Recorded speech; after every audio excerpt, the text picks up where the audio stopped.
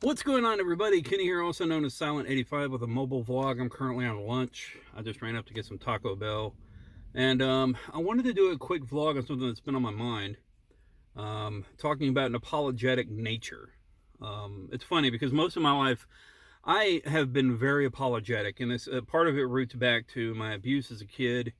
Um, and essentially it means that I'm always the first to apologize, even sometimes even multiple times, for something that I perceive as a possible offense or a slight towards somebody.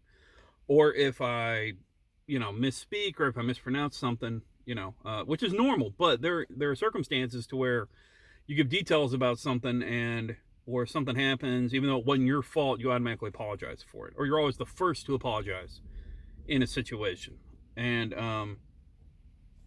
I'm working on changing this because it always feels like I'm at fault.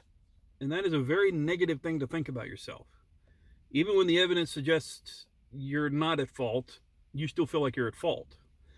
It's a good thing to have when it comes to empathy, but when that is overruling your standard judgment and you're not placing the blame where it should be, or when you're placing blame when there should be no blame at all, um, it weighs on you.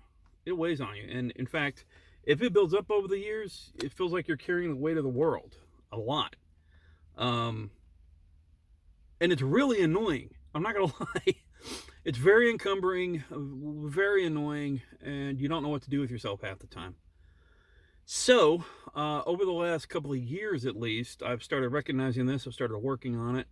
And it's funny because from a societal standpoint, the common cliche of a male or of a very strong personality, alpha personality, you don't apologize. You don't share your feelings. You don't do any of that. And I think that's total bullshit because we're all human. But, with that said, a lot of partners, especially like coming from my generation down, or my generation and older, they tend to have that mentality, and they tend to be attracted to partners that are like that are alpha in that regard. Again, I hate that.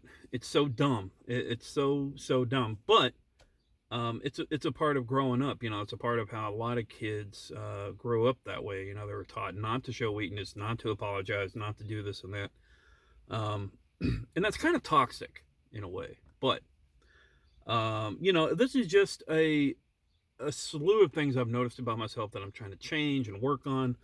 And that's the thing about life. It's continually an evolution of yourself, of nature, which again, in a nutshell, is us as human beings.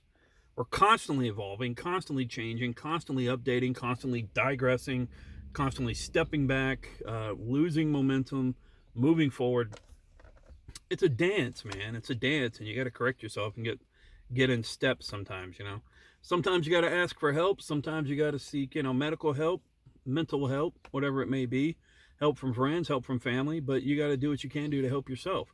But that's the core, is to help yourself, because that's the most important part. If you can't help yourself, then how are you supposed to, find real help?